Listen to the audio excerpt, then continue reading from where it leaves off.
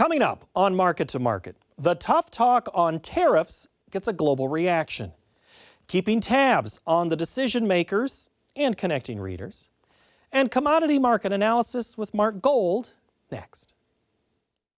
What's next doesn't happen by chance. It happens when researchers and farmers work together to solve tomorrow's agronomic challenges. We're committed to creating what's next, because at Pioneer, our name is our mission. For over 45 years, Steiner Tractor Parts has shared your love of antique tractors. New parts for old tractors. Learn more at steinertractor.com or at 877-559-7887. Tomorrow. For over 100 years, we've worked to help our customers be ready for tomorrow. Trust in tomorrow. Information is available from a Grinnell Mutual agent today. This is the Friday, December 6th edition of Market to Market, the weekly journal of rural America. Hello, I'm Paul Yeager. November's job market gave Americans something to be thankful for. The Labor Department said 227,000 new jobs were added last month. This comes after hurricanes and strikes greatly impacted hiring. The unemployment rate moved higher to 4.2%. This was an increase of 0.1%. Those numbers are a look back. And now to a look at what's coming. International trade attorney Jamieson Greer was tabbed by President-elect Trump to serve as U.S. trade representative. Greer has experience in imposing tariffs on China and worked on the new version of NAFTA, the United States-Mexico-Canada agreement. David Miller has our trade wrap.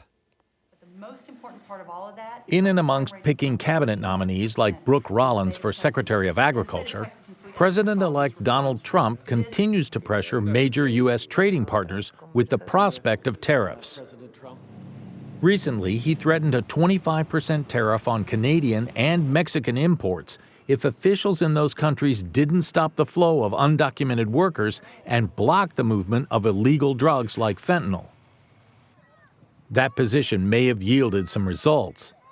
While Mexican President Claudia Sheinbaum initially rebuffed the threat, there was a raid over the weekend that stopped more than a ton of fentanyl pills from coming into the U.S., the largest catch of the synthetic opioid in Mexico's history.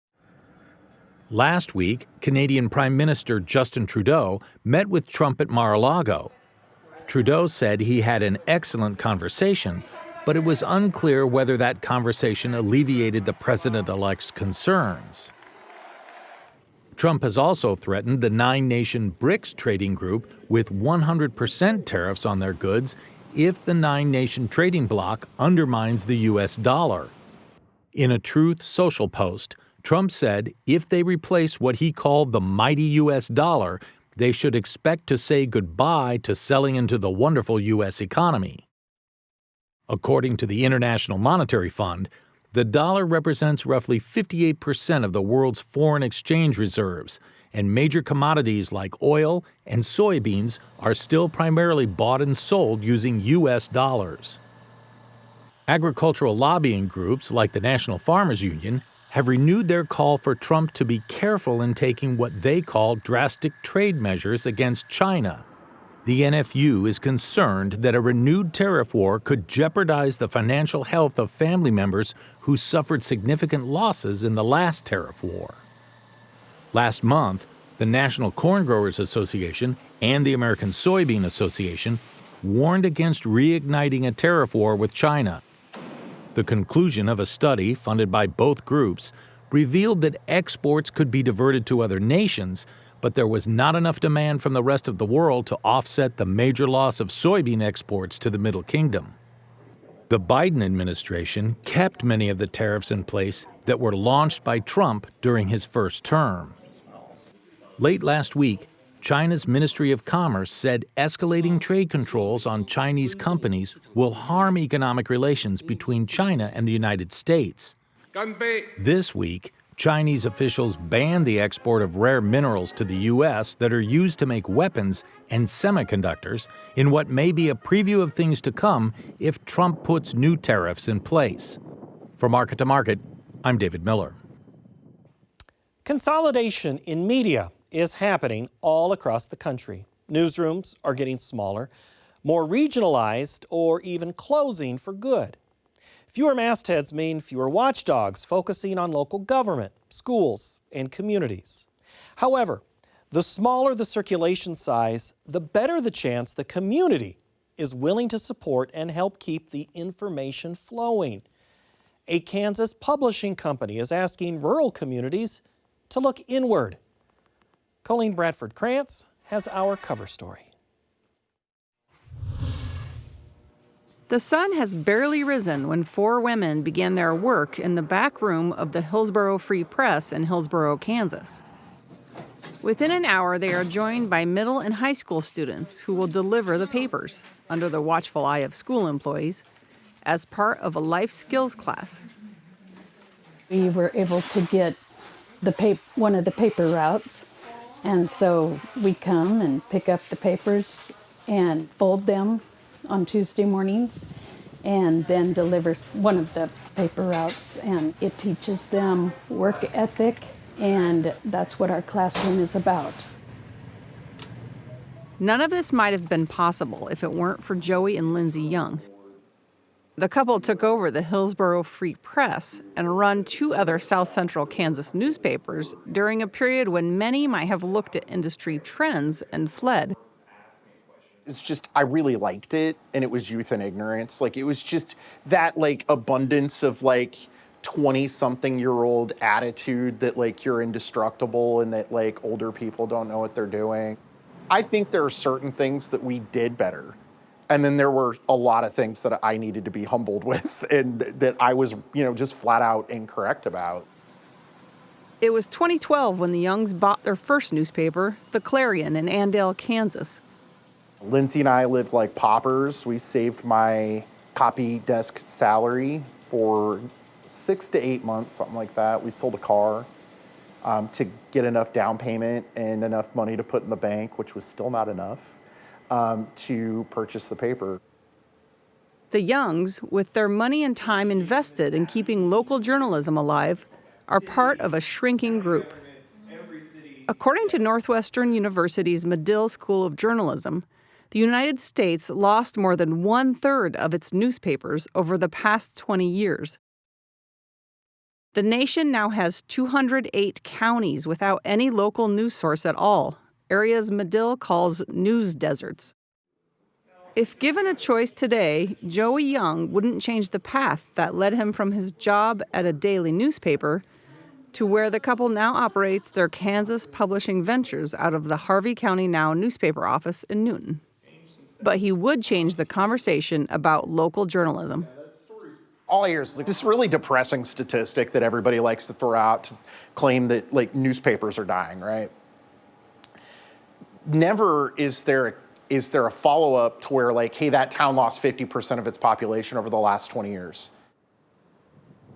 If you're losing Main Street businesses, do I think that there's a magical answer for sustaining journalism in your community? No, I don't. Like, you have to figure out how your community is going to survive. If your community is going to survive, a newspaper will survive. To make sure community members and business owners keep a bit of focus on their local newspapers, the Youngs and their employees have done everything from a Halloween-themed toy ghost treasure hunt in downtown businesses to hosting an annual concert in a local park to a Friday community happy hour in the Newton newspaper office. We used to have a Democrat elected to State House, which represented Newton. He came for a beer Friday, and so did the local head of the Republican Party. And we were all just hanging out, having a beer. And I was like, well, this is great. This is America. This is the way things should be. We're all just kind of having civil conversation, being a part of the community, which I think is special. He knows not everyone is interested in being engaged in their local community, but enough still see value in it.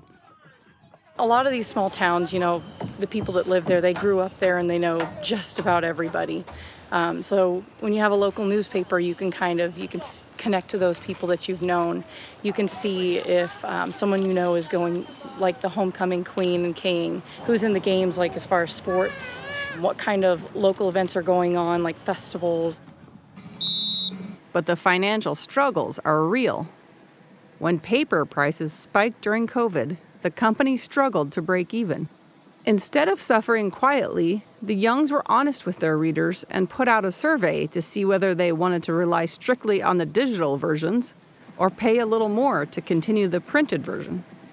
9 out of 10 of our readers said they wanted a print paper and that they would pay more. Nearly 90% of subscribers stuck with them when they went ahead and doubled the subscription fee. Throughout their dozen years as publishers, the Youngs have struggled with recruiting journalists, as some aren't sure about living in smaller communities. They are not alone with this challenge, as other rural news outlets also struggle with recruiting.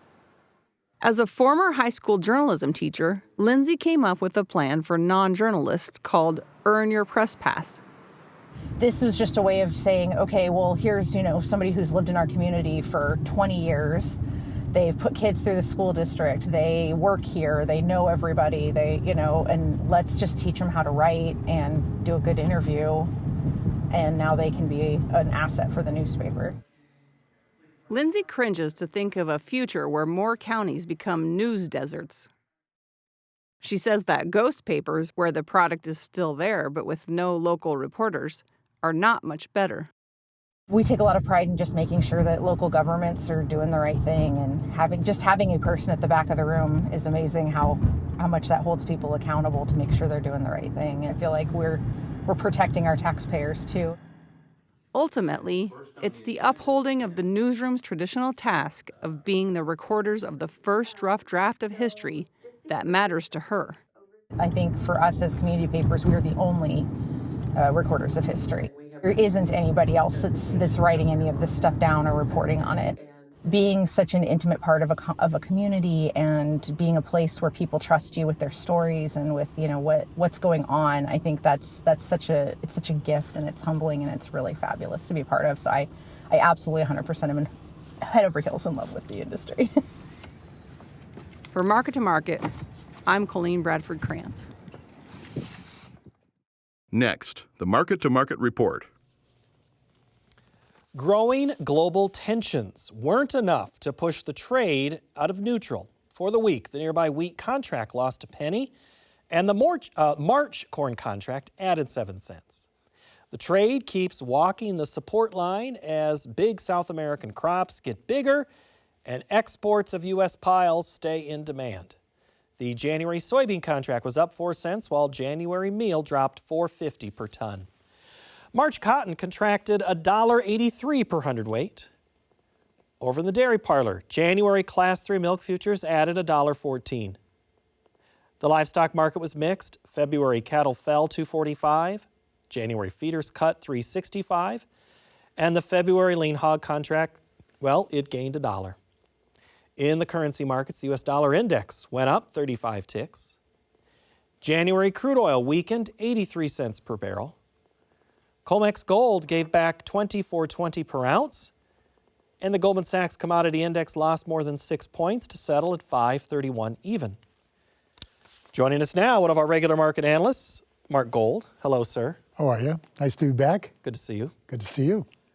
But you wrote this week that it wasn't good in many parts of the world. We have global tensions. We have South Korea, Russia, Ukraine, the United States, France.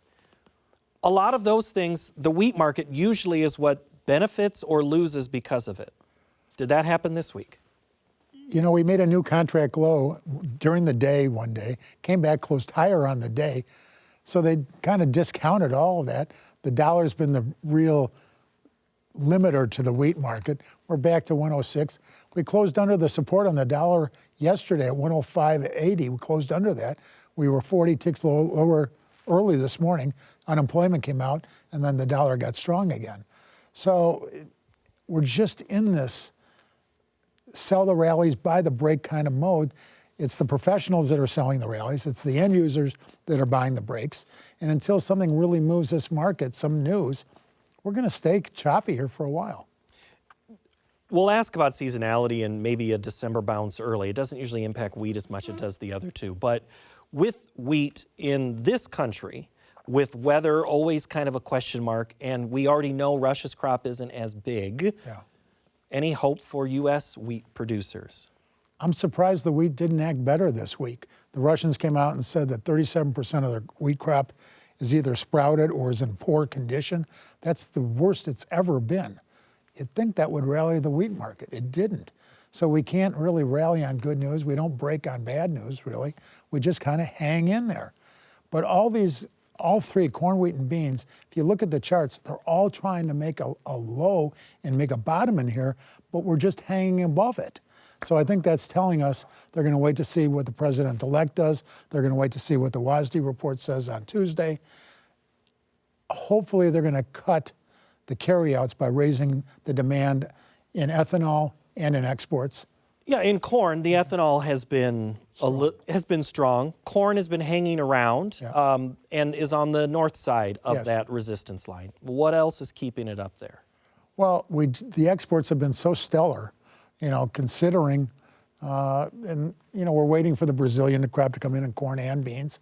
But in the meantime, corn closed at 440 today. It's the first time.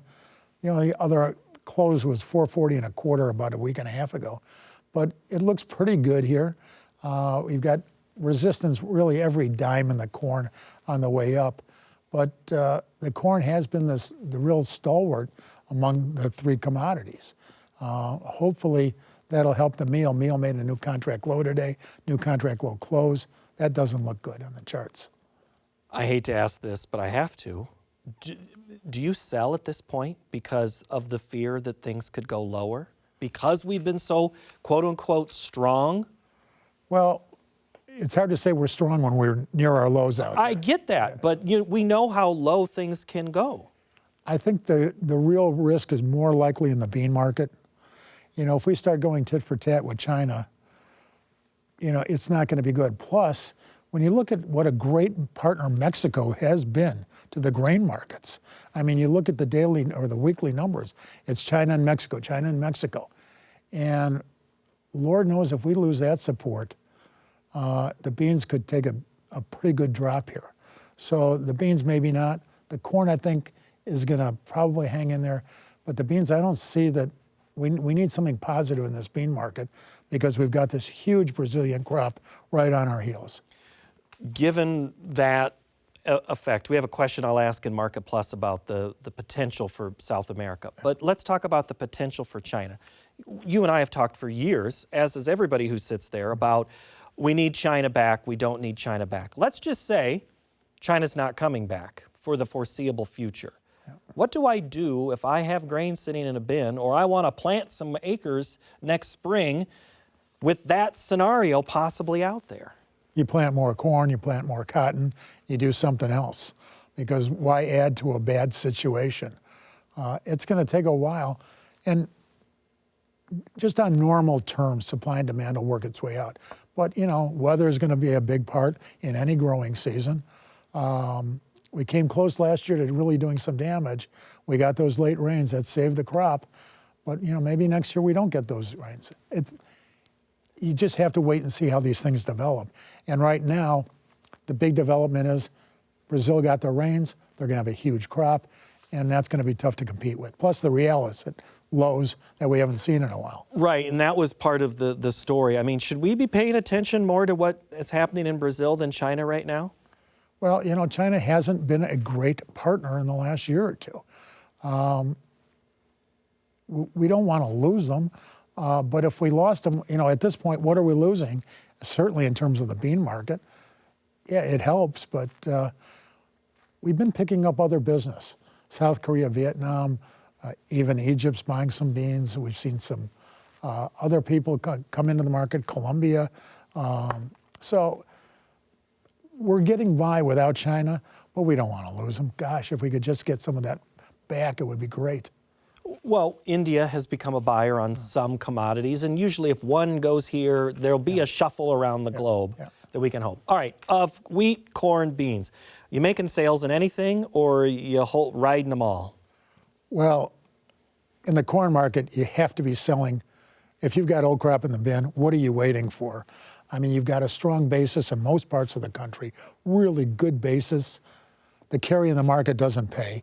Sell the corn, but Lord knows we're on the cusp of maybe something good happening. You've got to own a call option to keep the upside open. But why are you paying commercial storage? Why are you sticking this corn in the bin when you've got this good basis? You got 440 corn out here. Do something with it. So I don't want to be, hanging around with corn in the bin. On the beans, you got to be selling it or at least have a put underneath you because there is still a fair amount of risk out there. The wheat market, I think, is trying to hold its own in here. But if we see the wheat start closing under 470, 570, now you've got a problem. You don't want to see that. I'm going to ask, Paul's been asking this question for a couple of weeks. We distilled it down to this. Will we have better policy or better prices in the next 4 years? Well, policy is going to be tough because if the president-elect does what he says he's going to do, it's going to be tough on the American farmer.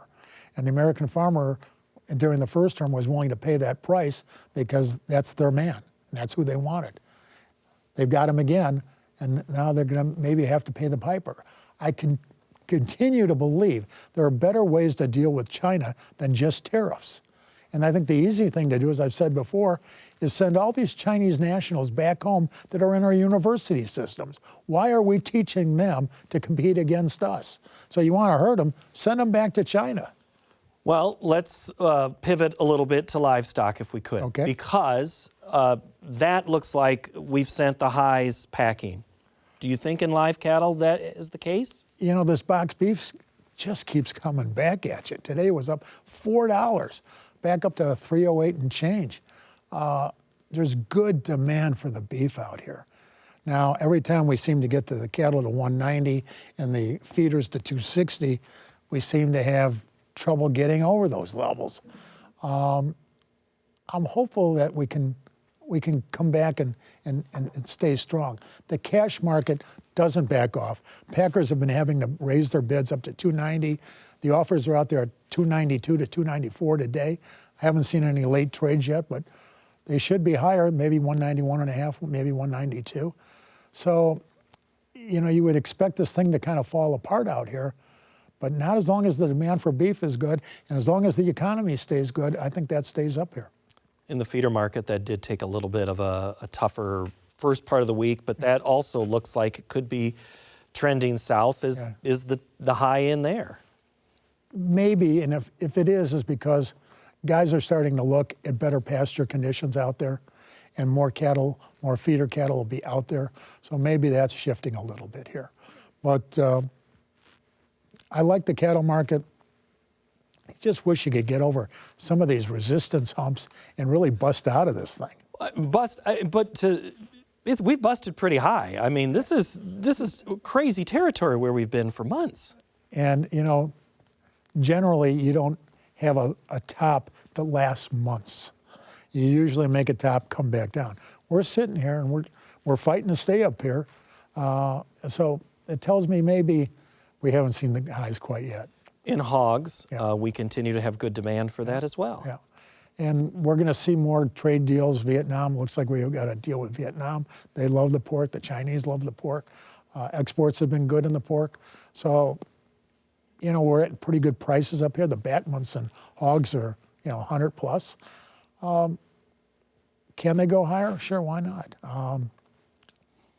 But when you're at $100 hogs, do you want to have a $90 put to protect the downside just in case 6 months out? Yeah, why not? But I think we could see some higher prices out here.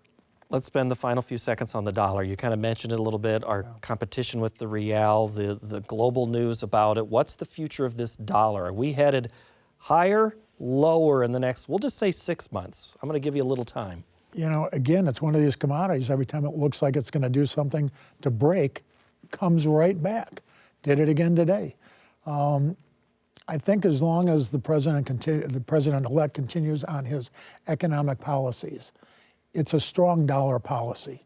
And what he's doing with the Chinese, telling them, listen, if you want to mess with the dollar, we're going to mess with you in a big way, adds that strength to the dollar. So I see the support around 103. I see the resistance around 107, 108. And I think we'll stay in that band for the next 6 months. And we're going to stay here together and do Market Plus in a little bit. Thanks, Mark. Good to see you. Good to see you. Happy holidays to all of our listeners out there. Merry Christmas. I appreciate it. Mark Gold, everyone. We're going to pause our analysis, continue our discussion about these markets in our Market Plus segment. You can find both analysis and plus on our website of markettomarket.org. We have a perfect holiday gift for yourself, an email from Market to Market. Each Monday, the Market Insider newsletter is sent out with behind-the-scenes information on this program, how we put stories together, and exclusive details about our 50th season celebrations. Sign up now at markettomarket.org. Next week, we go back in time to explore the early days of this program. Thank you so much for watching. Have a great week.